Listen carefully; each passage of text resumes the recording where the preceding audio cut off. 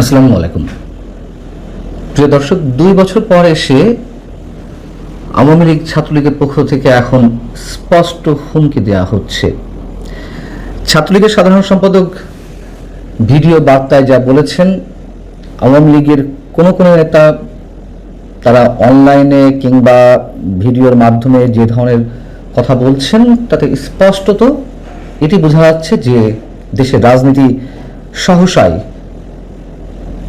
অবশ্যই চরম এক সহিংসতার দিকে যেতে চলেছে এবং এগুলো যে অনিবার্য পরিণতি সেগুলো আমরা আগে থেকেই আঁচ করতে পারছিলাম।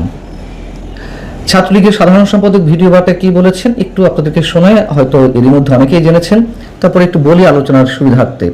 তিনি বলছেন, যে হাত ছাত্রলীগের নেতা কর্মীদের দিকে ধেয়ে আসছে সেই হাত গুড়িয়ে দেওয়া হবে। প্রকাশ্যেই ঘোষণা দিচ্ছি, রাজনৈতিক সমীকরণ বদলে দেব। প্রকাশ্যেই ঘোষণা দিচ্ছি, আন্দোলন সংগ্রামের মধ্য দিয়ে যে পরিণতি নিয়ে আসতে হয় সেটি আমরা করব। আমরা বারবার বলছি, রাজনীতিটাকে ইনক্লুসিভ করুন, নিষেধাজ্ঞা প্রত্যাহার করুন।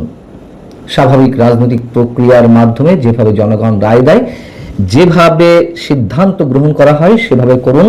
আজকে দেখছি পুলিশকে লেলিয়ে দেওয়া হচ্ছে, নিজেরা আক্রমণ করছে, যারা আক্রমণ করছে তাদের যা যা শাস্তি পাওয়ার সময় মতো সব শাস্তি দেওয়া হবে, সেটি আইনানুগভাবে হোক বা রাজনৈতিকভাবে হোক। এবং তিনি ঘোষণা দিয়েছেন যে যদি সরকার সংশোধনের পথে না যায় তাহলে এর মাসুল সরকারকেই দিতে হবে এবং আমরা স্পষ্ট করে বলছি, এর শেষ না দেখে আমরা ছাড়ব না। এই হচ্ছে মোটামুটি ছাত্রলীগের সাধারণ সম্পাদকের ভিডিও বার্তার বক্তব্য। এই যে বক্তব্য, তার যে কথা, তার মধ্য দিয়ে স্পষ্ট একটি বার্তা আমরা পাচ্ছি যে আওয়ামী লীগ আর বসে থাকতে চাইছে না। তারা এখন সহিংসতার পথে যাবে যদি তাদের রাজনৈতিক কার্যক্রমের উপর থেকে নিষেধাজ্ঞা প্রত্যাহার করা না হয়, এবং সেটি হওয়ার কথা। যারা মনে করছেন যে সরকার কবে আওয়ামী লীগের রাজনৈতিক কার্যক্রমের উপর থেকে নিষেধাজ্ঞা প্রত্যাহার করবে, তারা সেই দিন পর্যন্ত সুবোধ শিষ্ট বালক বা মানুষের মতন অপেক্ষা করবে, ঠিক চরম ভুল। এই কথাটি আমরা শুরু থেকেই বলে আসছি। এবং দৃশ্যমান তাদের যে উপস্থিতি, আমরা দেখলাম যে রোববার কুমিল্লায় শত শত নেতাকর্মী নিয়ে ছাত্রলীগ মিছিল করেছে, সেখান থেকে 40 থেকে 45 জনকে আটক করা হয়েছে। এর আগে শনিবার কুমিল্লার একটি আসন থেকে নির্বাচিত সাবেক এমপি আকামা বাহাউদ্দিন ঘোষণা দিয়েছেন একটি অনলাইন বার্তায়, যে তার বক্তব্যটি ছিল এরকম: আজ 6 জুনের পরে যদি আমার কোনো কর্মীর গায়ে হাত তোলা হয় তাহলে আমি কর্মীদের বলবো, শুধু মনে মনে তালিকা করে রাখুন, লিস্ট করে রাখুন। আওয়ামী লীগ নেতা কর্মীদের উপর প্রায় 2 বছর ধরে নির্যাতন, হত্যা চালানো হয়েছে। বিএনপি, জামাত এবং এনসিপি নেতাদের উদ্দেশ্যে কোনো ছাড় দেওয়া হবে না, 1 ইঞ্চিও ছাড় দেওয়া হবে না। এবং তার এই বক্তব্যের পরপরই আমরা দেখলাম যে রোববার কুমিল্লায় বিশাল একটি মিছিল। শুক্রবার আমরা দেখলাম যে নোয়াখালীতে হাজার হাজার মানুষের মিছিল হয়েছে ছাত্রলীগের নেতৃত্বে। পুলিশ কোনো বাধা দেয়নি বা বাধা দেওয়ার সাহস পায়নি। কর্তব্যরত পুলিশ যারা ছিলেন তারা সেখান থেকে সরে গিয়েছিলেন, যদিও পরবর্তীতে 24 জনকে আটক করা হয় ওই মিছিল করার কারণে। যদি পুলিশ বাধা দিত কি হতো? নিশ্চয়ই রক্তপাত ঘটত, হয়তো তুমুল সংঘর্ষের সৃষ্টি হতো। সেই সংঘর্ষটিও আমরা খানিকটা দেখেছি যে শনিবার নোয়াখালীতে ছাত্র দল এবং আওয়ামী লীগের নেতা কর্মীদের মধ্যে সংঘর্ষ হয়েছে, আহত হয়েছে 6 জন। এই যে আলামতগুলো দেখা যাচ্ছে, এই আলামতগুলো স্পষ্টতই আমাদের রাজনীতির জন্য, আমাদের সমাজের জন্য, রাষ্ট্রের জন্য, দেশের জন্য, সরকারের জন্য কারোর জন্যই ভালো নয়। এটিও আমরা অনেক আগে থেকেই বলে আসছি যে রাজনীতি কোনো সহনশীলতার দিকে যাচ্ছে না বা যাবে না। এর মধ্যে আমরা দেখলাম যে গত 4 জুন বিএনপির মহাসচিব, স্থানীয় সরকার মন্ত্রী মির্জা ফখরুল ইসলাম আলমগীর একটি অনুষ্ঠানে তার যে বক্তব্য, সেটির মধ্য দিয়ে আমরা একটা ইতিবাচক দিক খুঁজে পেতে পারি। তিনি সেই বক্তব্যে একটা পর্যায়ে বলছিলেন যে বাংলাদেশের সহনশীল ও গণতান্ত্রিক রাজনৈতিক সংস্কৃতি প্রতিষ্ঠা করতে চায় বিএনপি। সব রাজনৈতিক দলকে তাদের কর্মকাণ্ড পরিচালনা, মতামত প্রকাশ এবং জনগণের সামনে যাওয়ার সুযোগ দিতে হবে। জনগণই ভোটের মাধ্যমে তাদের প্রতিনিধি নির্বাচন করবে। যদি সত্যি সত্যি আওয়ামী লীগের উদ্দেশ্যে তার এই মন্তব্য হয়ে থাকে, সেটি অবশ্যই ভালো। এবং একথা আমরা জানি যে নানানভাবে আন্তর্জাতিকভাবে সরকারের উপরে একটি চাপ সৃষ্টি করা হচ্ছে আওয়ামী লীগকে রাজনৈতিক অধিকার ফিরিয়ে দেওয়ার জন্য।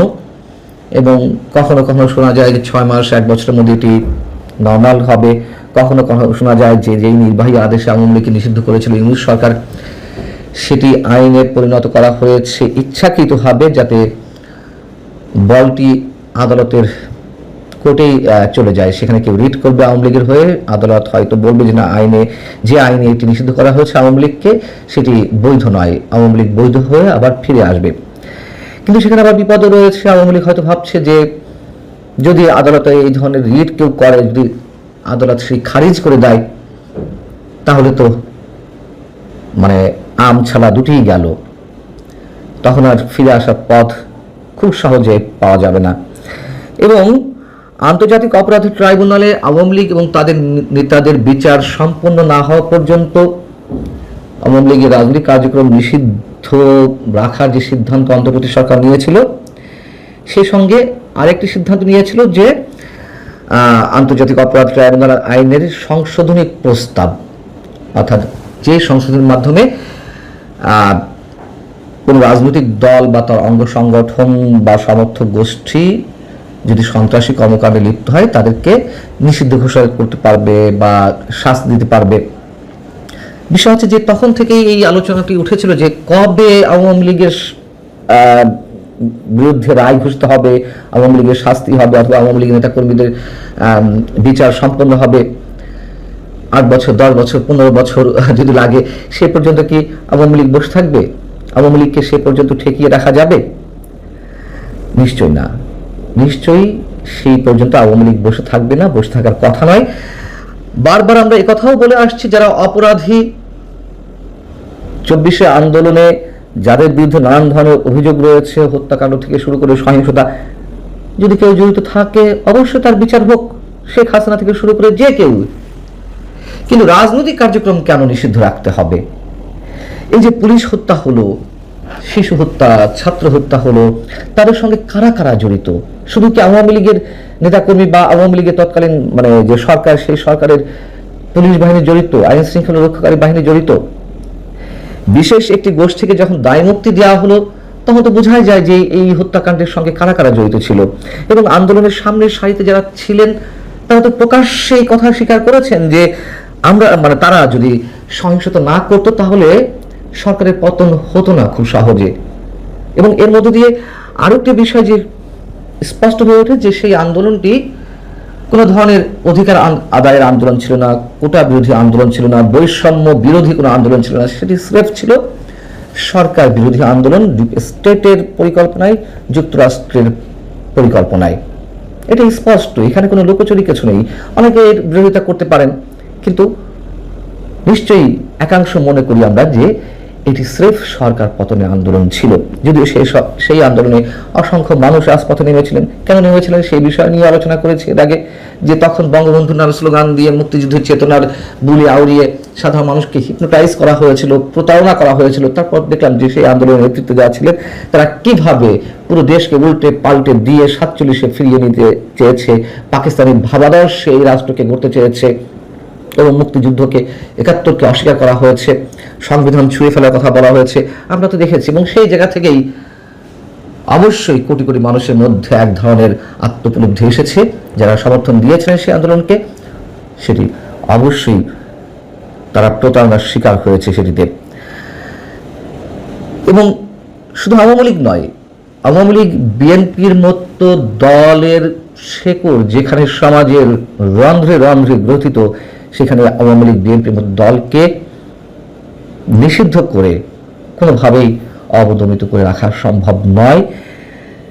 এবং তাতে কি হয় সে কথা আমরা বরাবরই বলে আসছি।